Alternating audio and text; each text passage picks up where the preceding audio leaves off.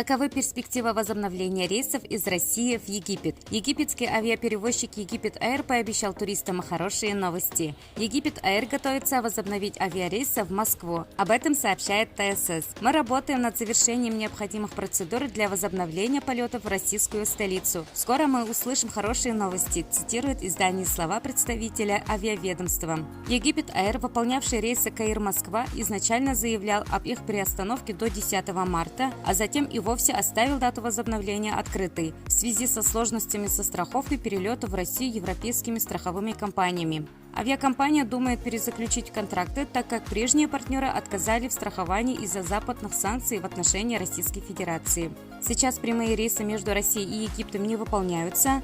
Ежедневные перелеты из Сочи в Каир с 7 апреля должна начать Россия, входящая в группу компании «Аэрофлот». Ну а мы будем следить за новостями, поэтому подписывайтесь на канал, чтобы быть в курсе последних событий из мира туризма.